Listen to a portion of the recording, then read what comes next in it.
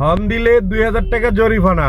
এখন হর্ন তো দিতে পারবো না, 2000 না 1000 টাকা জানি জরিমানা নতুন আইন করছে। এখন হর্ন তো দিতে পারবো না, এখন কি করব?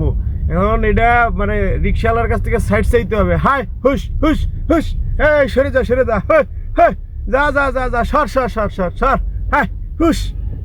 এছাড়া তোর ভাই কোনো উপায় নাই, আমরা গাড়িওয়ালা ঠেকে গেছি, কাগজটা আটকে মোটামুটি একটা মামলা দেওয়া যায় বড় সিয়া, বুঝেন নাই? এখন ঠেকে গেছি, কিছু করার নাই, এখন হর্ন তো দেওয়া যাবে না, এখন এটাই করতেছি আমরা আপাতত। হাই হাই হুস হুস, এই সর সর সর সর, হাই।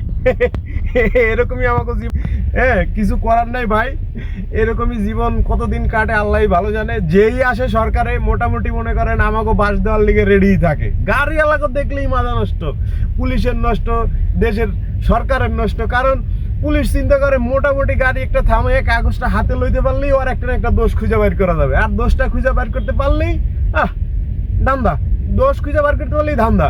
মনে করেন একবারে কম হইলেও 5000 টাকার মামলা দেবে, এই ডর দেখায় তারপরে কি কয় যে চামে আসো মামা, চামে এসে হালকা করে মাইরে দিয়ে চলে যাও, রেকার বিল দাও 1200 টাকা।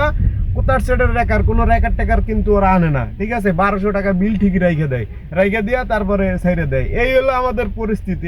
আমাকে গাড়িওয়ালাকেও মানে সবাই সুদলিং পং করার লিগে রেডি থাকে, কারণ আমরা যে কারে সুদলিং পং করবো সেটাই বুঝতেছি না, বুঝেন নাই?